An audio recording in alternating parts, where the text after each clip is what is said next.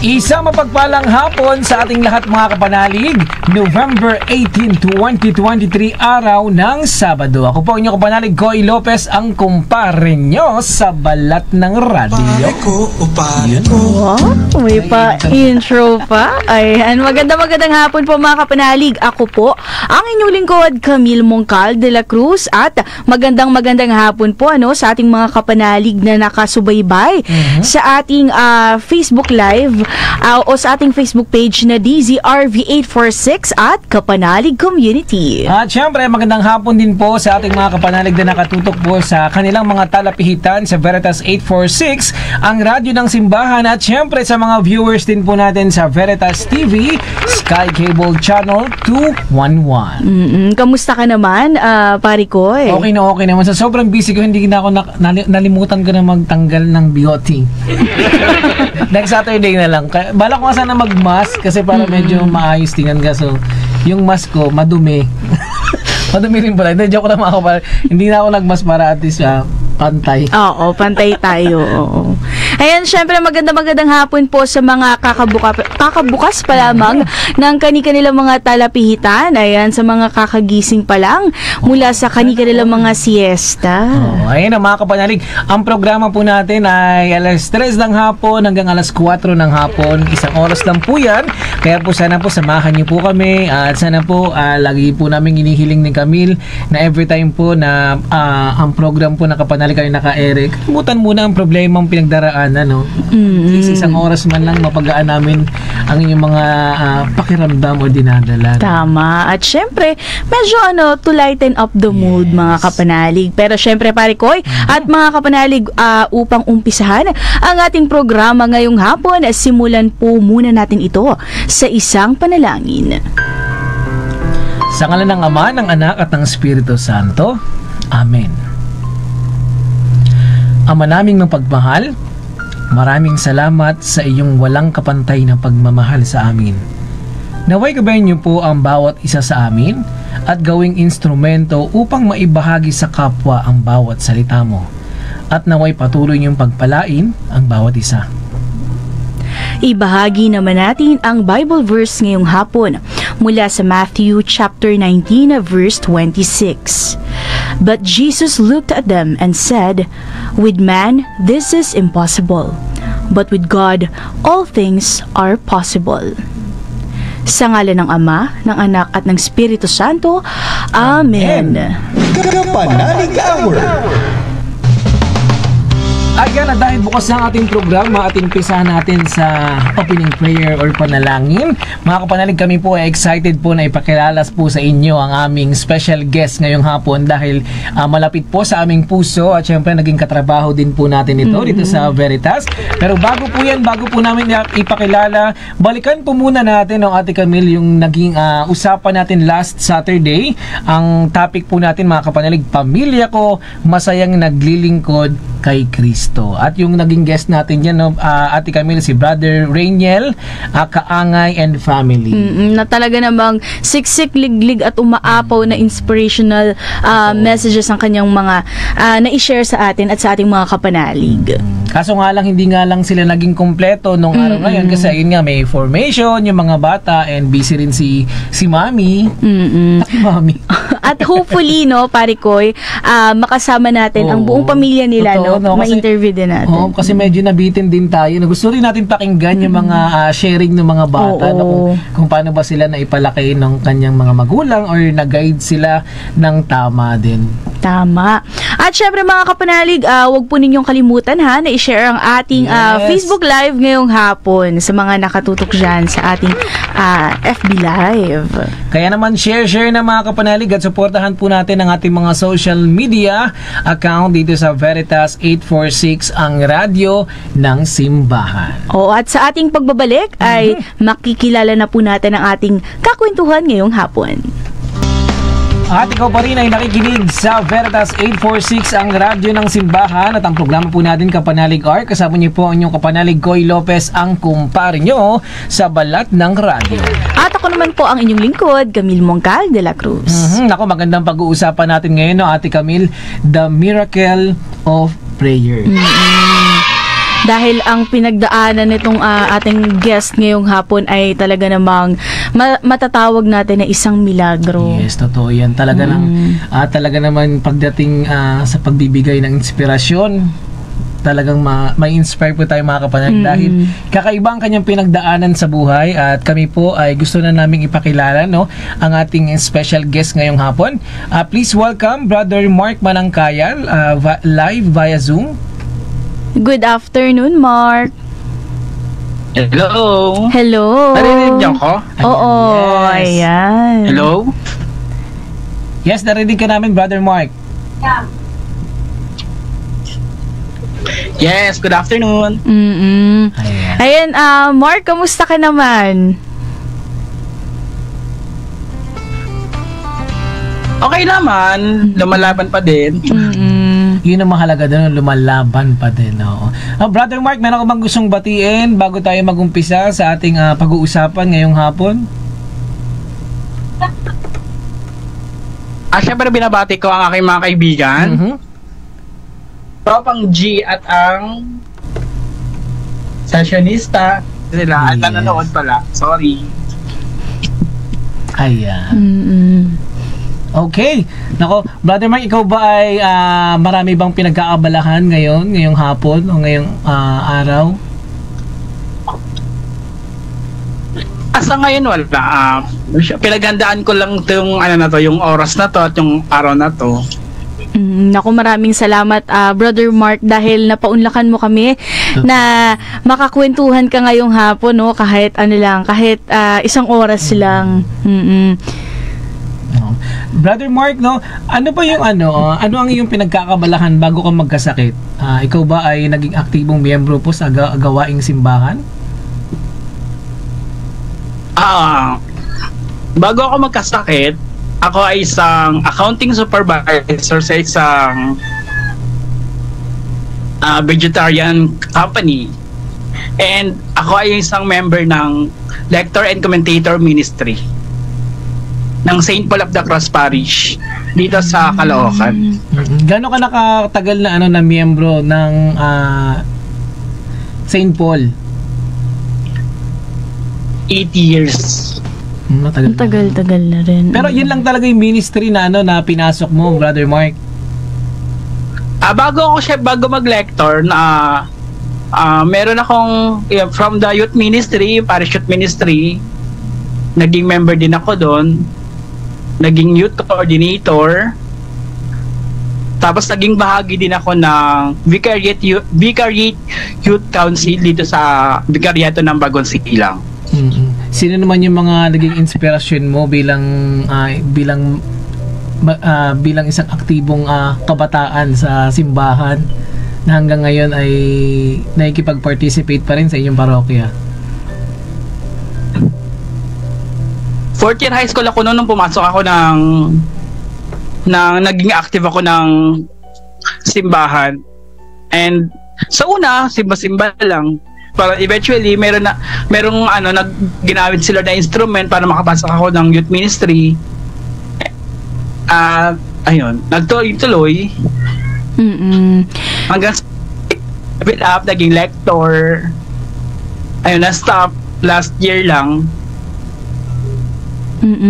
Eto, Brother Mark, maaari mo bang ikwento sa amin kung ano yung naging karamdaman mo at paano mo ito hinarap ang ganitong pagsubok sa buhay mo? Last January 2, 2023, inatake ako ng hemorrhage stroke. Hinanap ko lang siya,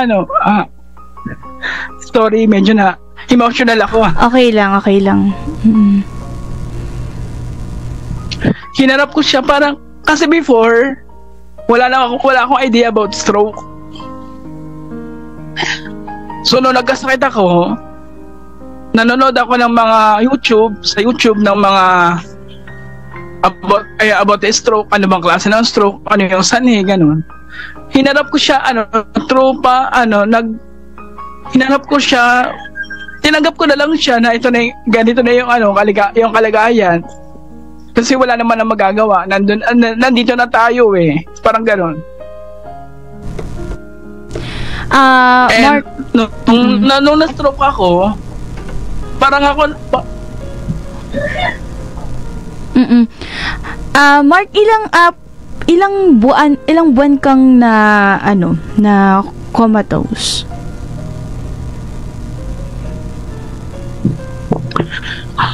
Actually, 3 days ako nakomata sa hospital. 3 days. Pero yung Mark, yung gaano 3 katagal days. or ilang months yung naging fully recovery mo from that incident? Kasi nakita din namin sa Facebook, Mark, na talagang grabe din ang napagdaanan mo, 8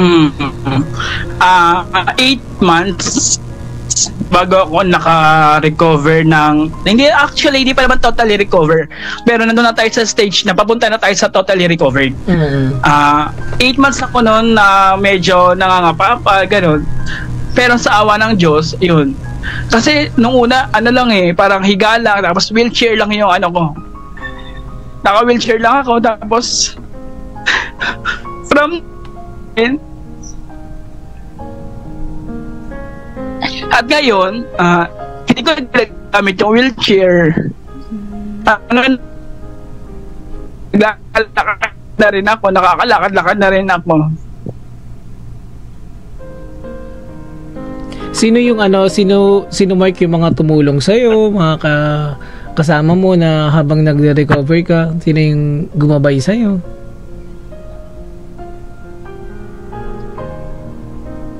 Yung mga kaibigan ko rin din. Yung mga kaibigan ko, may mga support sila sa binibigay sa akin. Siyempre yung pamilya ko din. Si mama. Ito, Mark, medyo maselan itong namin, medyo personal kumbaga yung tanong namin na ito. Sa pagkakaroon ng ganitong hamon sa buhay, dumating ba sa punto na question mo kung bakit sa iyo ibinigay itong ganitong pagsubok?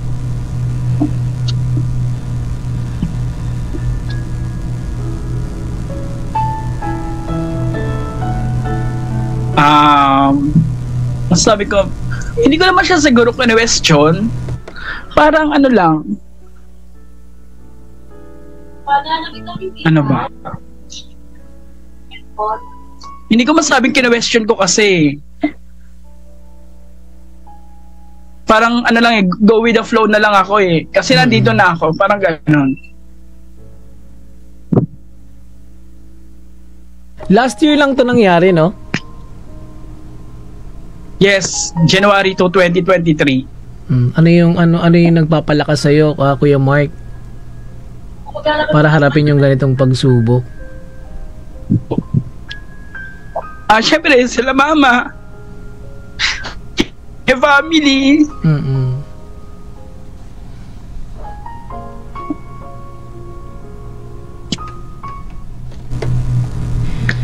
Ayun. Medyo... Ayun, tsaka yung mga tao nagbabal din sa akin. Ayan, medyo nagkakaroon lang tayo ng technical. Oo, ng delay sa sa signal. Ayan mga kapanalig, ang ating guest po ngayong hapon ay si Brother Mark Manangkaya. Siya po ay masasabi nating nakasurvive or survivor talaga ng isang malaking pagsubok o hamon sa buhay. Dahil siya po ay previously ay na comatose. Ayun. Pero ngayon po ay fully healed na siya. Yes, at unti-unti rin na nag-recover. Siyempre, salamat din sa mga kaibigan na tumutulong sa kanya. Napakahalaga po ng ng panalangin talaga. Tama. Para sa ating mga kaibigan, lalo na sa mga mahal natin sa buhay na merong karamdaman sa buhay. Kuya Mark, okay na po ba yung signal? Narinig mo okay ba? Naman. Late yung dating sa inyo? Okay na siya. Medyo delay lang pero makakaya natin. Okay. Sige. Okay. So, Kuya Mark, no, ano yung sa pagkakaroon mo ng ganitong pagsubok sa buhay, no, paano mo hinarap yung mga ganitong bagay? Ano yung naging sandalan mo? Ano yung naging sandata mo para maging matapang ka, maging malakas sa ganitong binigay sa'yo ni Lord, no, binigay ni Lord na pagsubok? Siyempre, unang-una, yung kalakasan na nagpapatibay sa akin, siyempre yung family ko. Kasi from day one, sila naman na talaga yung tumulong sa akin. Nag-alaga.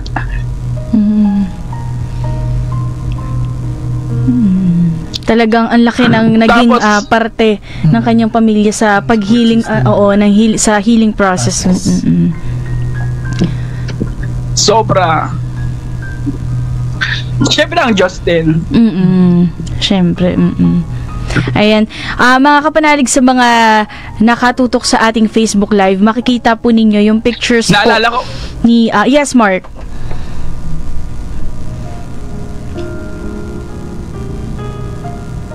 Yes, Kuya Mark?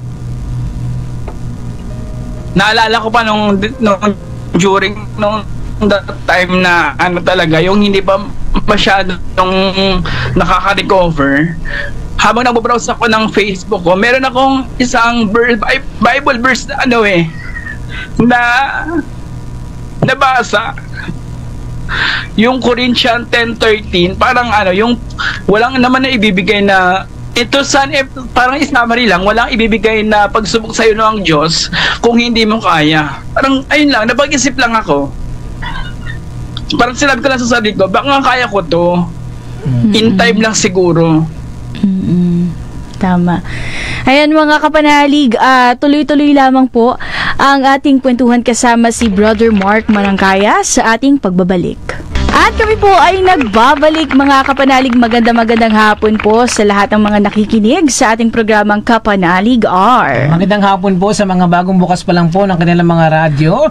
Ayan, ako po ang inyong kapanalig, Koy Lopez, ang kumpare nyo sa balat ng radyo. At ako naman po ang inyong lingkod, Camille Mongcal de la Cruz. Ang topic na pinag-uusapan po natin mga kapanalig, the miracle of prayer. At ang ating guest po ngayong hapon, si Brother Mark Manangkaya. Naku, bago po natin balikan si Brother Mark, batiin po muna natin ang ating mga kapanalig na nakatutok sa ating Facebook page dito sa Kapanalig Community. Ayan, magandang hapon po kay Kapanalig Norberto Capule, kay Kapanalig Magdalena Martin, kay Arlene Lariosa, at kay Kapanalig Fuloserfida Makaspak. Magandang hapon po sa inyong lahat mga kapanalig. At syempre, pare ko, kunin na rin natin itong pagkakataon na ito para batiin ang mga kapanalig natin na nagdiriwang ng kanilang kaarawan ngayong Sabado. Ayan, happy birthday mga kapanalig. Ayan, sana po bigyan po kayo ni Lord ng siksik, liglig at umaapaw na biyaya sa inyong lahat. Huwag po natin kalimutan, i-share ang biyaya sa ating mga kapitbahay, kahit pansit po yan o spaghetti. Ang mahalaga, nakatikim. Tama. At syempre, pag-pray din natin ang kanilang good health. Yes, totoo yan. Isa sa pinakamahalaga sa lahat, ang panalangin. At pare ko, bago natin balikan si Brother Mark, ayan, i-announce na natin kung ano nga ba ang motive ang ating team sa gaganapin na Christmas party ng Kapanalig Community. At kung kailan nga ba ito gaganapin po ito mga kapanalig sa December 2, 2023. Ayan, araw po yan ng Sabado, kita-kita po tayo ng alas 9 ng umaga hanggang alas 2 or alas 3 alas 2 ng hapon po yan mga kapanalig. At bali, December 2 po, umaga po, meron po tayong Kapanalig Day. After ng Kapanalig Day, doon naman po ang ating Christmas party. At ayan na. Wow. Ano nga ba ang ating motive ng December 2? Tayo po ay naka-polka dots mga kapanalig. Kahit kahit t-shirt na polka dot, kahit jacket na, basta po may touch ng polka dots. Ayan na, alam mo na kapanalig, pwede na kayo maghanda. Ilang weeks pa ba? Matagal-tagal pa naman. Oo, matagal-tagal pa naman. Siyempre, kasabay ng ating Christmas party ay ang Kapanalig Day sa umaga. magkakaroon din po tayo ng spiritual talk yan Saturday morning. Okay, at ibang announcement po niya kung sino po yung magiging guest po natin or guest priest ng December 2. Next Saturday po natin yan i-announce mga kapanalig para may mga kaunting surpresa pa tayo, no? At syempre sa mga kapanalig naman po na naghahanap po kung paano or nagtatanong kung paano makapag-avail po ng Veritas Navidad, napapakinggan nyo po yun sa inyong mga radio dito sa Veritas 846. Bali po kung kayo po ay magpi-pledge ng 1,500 pesos, kayo po ay makareceive ng Veritas Navidad. Ayan, 1,500 pesos po. Saan nyo po ba pwedeng ipadala yung mga tulong para po sa foundation po ng Radio Veritas? Maaari nyo pong ipadala sa ating GCash account 0998-588-3660. Kung kayo po ay nakatutok sa ating mga screen, pwede nyo pong i-scan yan. Nakikita nyo po sa inyong monitor. At syempre, meron din po tayong bank account sa ating Camille, no? Yes, at sa mga kapanalig natin na magpapaabot ng kanilang pledge of support, na mga kapanalig, huwag po ninyong kalimutan na i-inform ang inyong mga kapanalig coordinators para po ito ay ma-acknowledge at mabigyan po kayo ng freebie items katulad ng natividad. Ayan. At ito po, meron po tayong tinatawag na Christmas bundles. So, ang Christmas bundles po, ito po ay yung pag nag-pledge po kayo ng 2,000 pesos, kayo po ay makareceive ng Veritas Navidad at ng Ictus na t-shirt po, ang t-shirt na may design po siya na Ictus. Pero kung kayo naman po ay gusto mag-pledge naman po ng 846, kayo naman po ay makareceive ng t-shirt na Ictus ang design. At kung kayo naman po ay gusto niya lang po talaga ng bilhin at meron na po kayong t-shirt ng kapanalig na bagong design po, ito naman po yung 1,500 ang Veritas Navidad. Ito po yung mga sa mga nakikinig po sa radyo, kung wala pa po kayong copy ng ating bank accounts, ito po ang ating bank accounts. Ipa-flash po natin yan sa ating screen. Ayan, thank you po sa ating tech. Ayan, meron po tayong Banco de Oro. Maraming niyo pong ibigay dito or i-note po ang Banco de Oro po 001-6300-11876. Sa Metro Bank, 0763076270-210. Ayan, at sa ating BPI, 021-3325191. At sa PNB, 105-910-013-091. At sa ating Union Bank, 004-8001-9393. Ayan, sana po nakopyan nyo po yun mga kapanalig. Pero try natin balikan yan mamaya. May nagtatanong na kung ang t-shirt po ba daw dun sa Christmas bundles ay dalawa po ang marireceive at isang bilhin. Bali isa lang po, nilagay lang po ito yung dalawang color po para may pagpipilian po. Black po ba or white? Sabi ko sana red. Saan yung red dyan? Design pala yung red. Okay.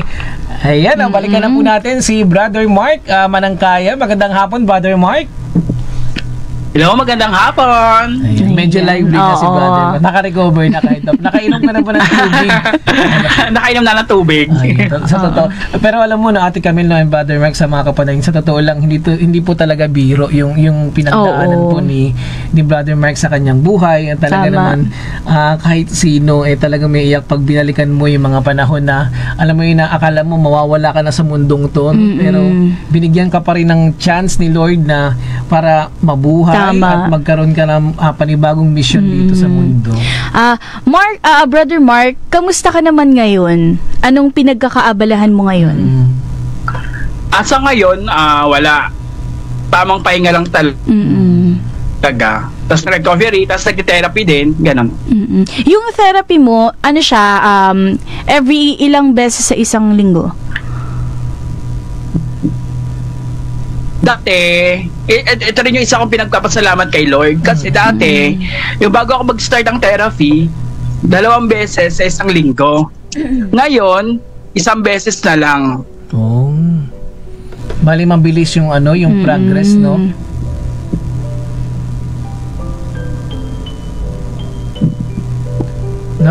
Kuya Mark, hello po, Kuya Mark. Nasa area pa ba siya? Yes po. Ayan, yes, nandito pa. Oo. Na Kuya Mark, maaari mo ba ikwento sa amin kung paano nga ba nangyari itong pagkakaroon mo ng stroke? Kasi bata ka pa. Ilang taon ka na nga ulit? 32. 32, bata pa. Alam mo ba, Koy, di ba nung nag-stroke ako dito, naranasan ako pa sa stroke, yung feeling ko sa sarili ko na ako yung pinakabata na stroke. Pero sumali ako sa isang page ng stroke survivor in the Philippines. Meron ako dito noon nakakwentuhan. Alam mo na stroke siya, 26 years old lang. Tapos ngayon 28 na siya. Kaya parang feeling ko hindi pala ako yung pinakabata pa na na stroke. Meron pa pala mas bata sa akin. Pero ano ba yung naging sitwasyon nito? Anong nangyari? Ano yung una mong naramdaman?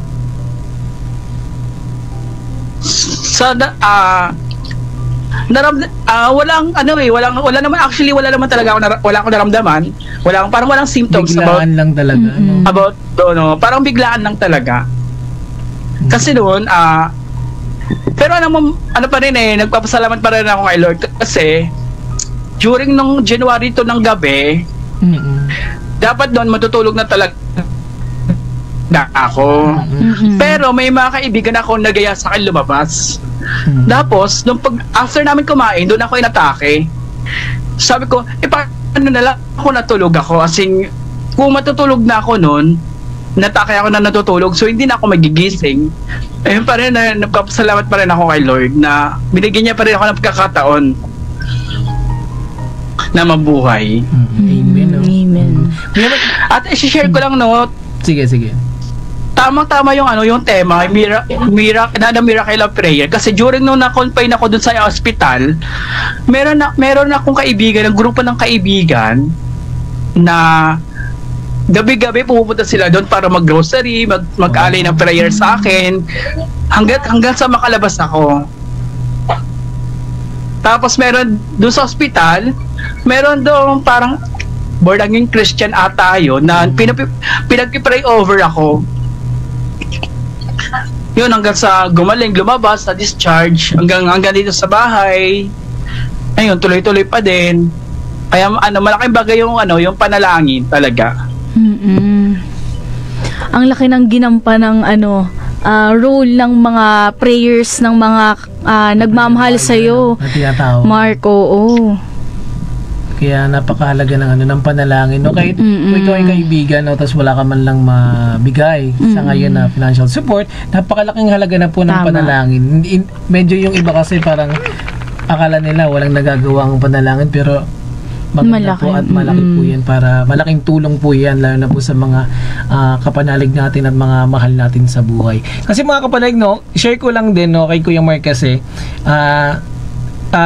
friend ko po kasi si Brother Mark, kaya nakita ko yung progress din niya sa buhay, yung progress niya sa sitwasyon niya ngayon. Talaga nakakatuwa kasi ngayon nakakalakad ka na, di ba Brother Mark? Nung mga panahon na yun, hindi ka rin nakakalakad, talagang nakahiga ka lang. Yes. Ngayon nakakalakad na, hindi na masyadong gumagamit na. Dati pag nagsisimba ako, naka-wheelchair lang ako. Ngayon, pag nagsisimba ako, naglalakad na lang papasok ng simbahan. Pati pauwi ng bahay. Bali, Brother Mark, ano yung naging aral na natutunan mo sa pagsubok na ito at masasabi mong hindi ka pinabayaan ng Diyos? Aral? Siguro hindi lahat ng bagay mahangganan. Parang ganon. Hindi habang buhay malakas ka, tsaka parang susubukin, mahirap talaga ang buhay, susubukin talaga ang sarili mo, yung buhay mo, ganon. Pero sa kabila ng lahat ng yun, alam mo Koy, naalala ko yung verse ng Jeremiah 29 verse 29, chapter 29 verse 11, yung "For I know the plans I have for you." Alam mo, sa kabila nung lahat ng ganitong sitwasyon, nakagraduate pa ako ng pagiging Masters in Business Administration. Na-continue mo pa rin yan,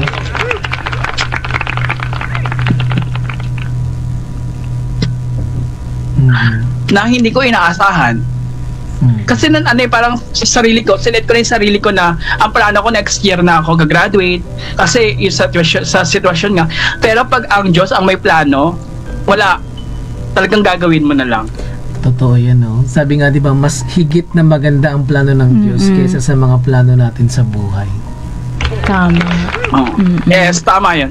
Kaya ngayon, sa sitwasyon kong na to, tignan ko na lang yung brighter side eh. Kasi ang pinangahawakan ko na lang eh. Yung iba nga natutulog na lang eh. Natutulog na lang, tapos diretso na. Pero ako, binigyan niya pa ako ng pagkakataon na na mabuhay, na gumawa ng kung ano man yung mission ko dito sa mundong ito, parang ganon. Yun ang pinakamahalaga din sa lahat, no? Kasi hindi nga naman lahat ng napupunta sa ganyang sitwasyon ay nagkakaroon pa ng pagkakataon na alam mo yon na mag-continue sa buhay. Kaya sa mga kaibigan po ni Kuya Mark, no, and salamat, no, dahil andyan kayo palagi sa kanya na para gumabay, magdasal, yun ang pinaka-importante. Brother Mark, meron ka bang gustong sabihin sa iyong family, sa mga kaibigan mo? Meron ka bang gustong ipapatid sa kanila, pasasalamat? Ayun, syempre, maraming salamat sa mga kaibigan ko na nandiyan. Sa pagdarasal nila sa akin, lalo na yung mga nanay ko sa LCM. Tapos syempre, salamat din sa mga tulong na yung mga panahong walang-wala, diba? Maraming salamat talaga. Ayun lang, I'm forever grateful lang. Ayun lang yung masasabi ko. Ayan. Mga kapanalig, tuloy-tuloy lamang po ang ating kwentuhan kasama si Brother Mark sa ating pagbabalik. At tayo po nagbabalik sa ating programa Kapanalig R, at kayo po ay nakikinig sa Veritas 846, ang radyo ng simbahan. Kasama niyo po ang inyong kumpare sa balat ng Radyo Parikoy at your service. At ako naman po ang inyong lingkod, Camille Mongcal de la Cruz. Ayan, magandang hapon po. Bago po natin balikan si Brother Mark Manangkay, no, sa ating mga usapan ngayong hapon, The Miracle of Prayer, no, batiin po muna natin ang ating mga kapanalig na nanonood po sa ating Facebook page ngayong araw na ito or ngayong hapon. Magandang hapon po kay kapanalig Warren Gumangan, kay kapanalig Juliet Roque, magandang hapon po kay Lucy Cruz at kay Magdalena Martin. Meron siyang mensahe dito na sabi niya, totoo po yung miracle ng prayer. Maganda nga po yung homily ni Father kaninang 2:00 about prayer, kung gaano kahalaga ang panalangin. At syempre magandang hapon din kay kapanalig Virgie Niegas, kay Sister Jinky Andrande, kay Sister Lourdes Yabut. Ayan, magandang hapon din po sa inyo, sister. At kay Dorina Laraya at kay Sister Virginia Sabit. Ayan, magandang hapon po. Mga kapanalig, kung ikaw po ay bagong bukas pa lang po ng inyong radyo, bagong bukas ng TV, ng Facebook, ayan, ang topic po natin ngayong hapon, The Miracle of Prayer, at ang guest po natin si Brother Mark Manangkay. Totoo yun, no? Yung sabi rin ni Sister Magdalena or ni Kapanalig Magdalena, iba talaga ang panalangin. Tama. Iba talaga ang nagagawa ng panalangin para sa atin. Ikaw ba, di ba lahat naman ng ginagawa natin, ikaw ba ay nagdarasal, aalis ng bahay? Oo naman, oo. Kasi naniniwala ko na napaka-importante ng pagdadasal. Kahit sa simpleng pag-receive lang ng pagkain, kahit kahit sa isarilinin mo na lang, kumbaga, thank you Lord sa pagkain na ito. And then every time na lumalabas ka ng iyong tahanan, yung gano'n, sumasakay ka sa mga public transportation, ayun. Ang laking tulong nun, ang laking bagay nun. Kaya mga kapanalig, kung tayo po ay alis ng bahay, may mga problema, isa lang po ang pwede nating lapitan ang Diyos at manalangin po tayo. Naalala ko lang, maiba lang ako. Naalala ko yung mga kasamahan ko sa Mother Ignacia dyan sa Bagumbong, no. Meron kami, mga kasamahan ko sa choir, dati meron kaming prayer body na tinatawag. Kumbaga, tuwing may oras din yun, 1:00 ng hapon, naka-alarm yan, nakaset yung alarm namin sa phone, tapos toka-toka kami, halimbawa ikaw, tapos ako, pag 1 p.m, mag-start na kami mag-pray niyan. Ipagdarasan namin yung bawat isa sa amin. No? Gawin niyo yung mga kapanalig, napaka-effective po niya. Prayer body. Amen! Amen! Oo. At talaga namang sa pinagdaanan ni Brother Mark, ay talaga namang sobrang inspirational yung kanyang outlook din sa buhay, 'di ba? Kasi yung iba may mga iba talaga na after kumbaga mag-undergo ng ganong pagsubok, parang nawawala na sila ng pag-asa na, bakit ganito? Ba't ako pa? Pero instead, nung tinanong natin kanina si Brother Mark kung ano ba yung kumbaga, ano yung napagnilayan niya, no? Na habang pinagdaraanan niya yun, ay hindi pumasok sa isip niya na questionin yung Panginoon sa kung ano man yung pagsubok na nangyari sa buhay niya. Kaya mahalaga, no, napakalaki ng role po ng family sa atin. Tama. Isa rin sa mga nagpatibay yan kay Brother Mark, yung pagmamahal sa pamilya, pagmamahal ng kaibigan. Dahil kung nakikita mo yung mga yan na talaga nagtitiwala sa iyo, no, na ikaw ay gagawin mo at gagawin mo yan para sa sarili mo at para sa kanila. At yung, syempre, ang ating pamilya, talagang mamahalin tayo, tutulungan tayo niyan ng walang kondisyon. Totoo. Correct ka dyan. Amen. Okay. Balikan na po muna natin si Brother Mark Manangkaya. Brother Mark, kamusta? Eto, okay lang. Ikaw ba ay kinakabahan pa ba? Medyo kinakabahan po kasi si Brother Mark. Medyo kinakabahan talaga ako. Binahagi niyo yung kanina bago siya mag-onboard dito, bago ma-on air. Pero kung hindi ka naman na kinakabahan, Hindi na. yun ang mahalaga, no? Eto, Brother Mark, ano yung maipapayo mo sa ating mga kapanalig na merong malaking pagsubok sa buhay at nawawala na ng pag-asa? Ang mapapayo ko lang, iyak ka lang tapos laban na ulit. Plain and simple. Maikli lang, no? Pero makabuluhan. Iyak ka lang, tapos iyak pa din. Iba pala yung ano ko, no? Iyak ka lang, tapos patuloy na. Oo. Dahil maganda rin po ang nadudulot din kasi ng pag-iyak, kasi nare-release mo yung yung mabigat sa loob, Sa kalooban. sa sarili. Kuya Mark, meron ka bang mga schedule na kung paano mo nagagawa yung therapy mo? Ikaw ba ay nag-exercise din? Ang therapy ko kasi Monday. Dati Monday, Wednesday. Ngayon, Monday na lang. So, sa mga araw na walang therapy, nag-exercise dito sa bahay. Tapos meron din nagka-therapy sa akin dito sa bahay. Yun. Parang tinutuloy-tuloy ko lang din yung kung anong ginagawa doon sa akin sa therapy center, sa rehab center, tinutuloy ko rin dito sa bahay. Pero Brother Mark, meron bang specific na taon or date kung hanggang kailan yung ganitong therapy mo? At kailan ka magiging fully recovered? Wala eh. Wala. Basta kapag hindi pa okay, tuloy lang. Tuloy-tuloy lang siya, ganon. Malalaman naman yon kapag may assessment ng doktor na okay ka na, ganon. Yun yung mas doon, no? At least may progress talaga yung ginagawa doon sa therapy. Pero syempre dapat tulungan din talaga ang sarili at mag-pray. Yun yung pinakamahalaga sa lahat. Tama. And syempre maraming salamat kay Brother Mark sa kanyang pagpapaunlak sa atin ngayong hapon na i-share ang kanyang experiences, ang mga hamon sa kanyang buhay na kanya naman talagang nalagpasan. Brother Mark, no, salamat dahil ayun, binigyan mo kami ng time. Pagaya na laging sinasabi namin dito na kami po ay palaging masaya dahil dito sa programa, no, iba-ibang kwento talaga ng kapanalig yung maaari natin mapakinggan, maaari nating matutunan sa kanila, no. Brother Mark, syempre, sige po. Sige. Syempre, kayaan pa. Sa akin din, maraming salamat kasi binigyan nyo ng pagkakataon na may bahagi at maka-inspire din sa mga ating kapanalig din. Maraming salamat. Meron ka bang gustong sabihin sa mga kapanalig natin? Ayun, iyak lang. Pag may problema, iyak lang, tapos laban na. Parang gusto ko maiyak.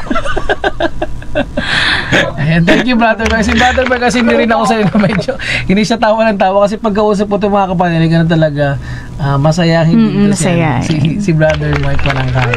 Brother Mark, salamat sana sa mga darating ng panahon makita pa namin yung progress ng iyong pagaling at kami rin po ay kasama rin po syempre sa pagdarasal. Kasama ka namin or sinasama ka namin sa aming prayers, Mark. Maraming salamat. Okay, ayan po mga kapanalig, no, napakinggan po natin ang kwento ni Brother Mark Manangkaya live via Zoom po yan mga kapanalig, at ang pinag-usapan po natin, the miracle of prayer.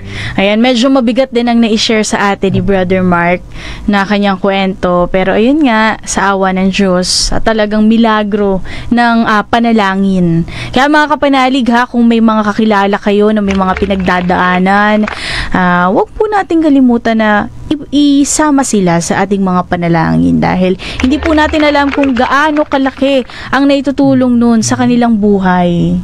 Kaya, yun, sa mga may pinagdaraanan din, maging matatag po tayo. Ang sabi nga ni Brother Mark, iyak-iyak mo, tapos laban na ulit. Tinry ko siya tanongin ulit, yun talaga yung ano niya, yung gusto niya talagang iba, parating sa atin. No? Iyak lang, tapos laban lang. Pag ako iyak din. Oo. Dagdagan na lang natin. Iyak, dasal, laban na.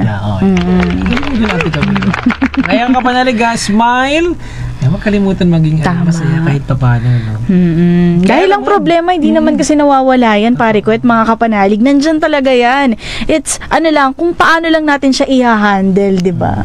Kaya naman kung ikaw po ay malungkot ngayon, kapanalig, ikaw po ay iniimbitahan po namin na mag-attend sa ating Christmas party sa December 2 dito po sa station ng Radio Veritas. Isama na po ang inyong kapitbahay, kamag-anak, yung mga hindi pa po miyembro, pwede nyo po itong ipa-member po dito sa ating community. Kaya nan mga kapanalig, kung hindi pa po miyembro, mag-text lamang po ng Yes Kapanalig, i-text ang full name, postal address, birthday, civil status, parokya at contact numbers. At syempre, i-text nyo po yan sa Smart Network 09-98588-3660 at sa Globe Network naman po ay 0917611902. Kaya text na. At pare ko, balikan lang natin na may mga nagtatanong kung ano nga ba uli ang date ng ating Christmas party. Ito po ay December 2, 2023, araw ng Sabado. After po yan ng ating Kapanalig Day. Ang susutin po natin yan or motif po natin ay polka dots. Meron ka na bang inihandang ang tawag po ito? Costume or attire. Meron ka na ba, Ate Camille? Meron naman na. Ay, prepared yan.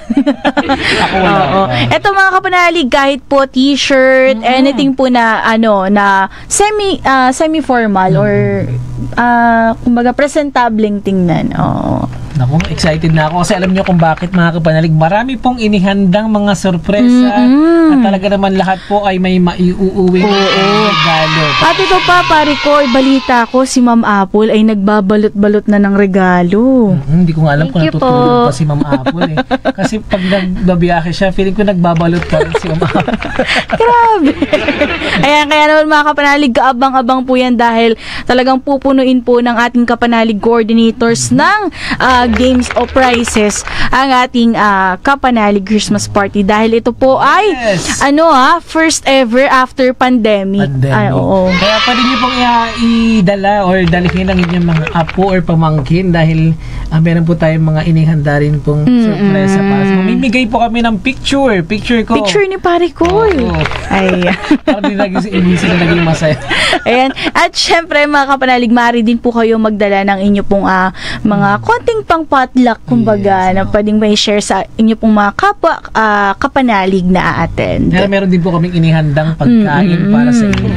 Kaya naman kita-kits po sa December 2, 2023, araw ng Sabado po yan. Medyo nabalat na ako. Wala ako ng boses dun Ayan, at magtatapos na naman ang ating programa, pare Koy. Maraming salamat po sa ating mga kapanalig na sumubaybay at sinamahan tayo ngayong hapon at naway samahan niyo po muli kami next week, same time, same day. Same station, syempre. Kaya mga kapanalig, kita-kits po next Saturday at sana po sa December 2 ay magkita-kita po tayo. Kami po ay talaga namang na-excite na kung pwede lang gawing December 2 na bukas. Pero dahil dyan, mag-antay-antay po muna tayo at mag-prepare, mga kapanalig, no? Salamat at kita-kits po next Saturday. At kami po ay magpapaalam na, no? Anumang pagsubok ang kinahaharap mo, Hinga lang ng malalim at sabihing, every gising is a blessing. Sumainyo ang katotohanan.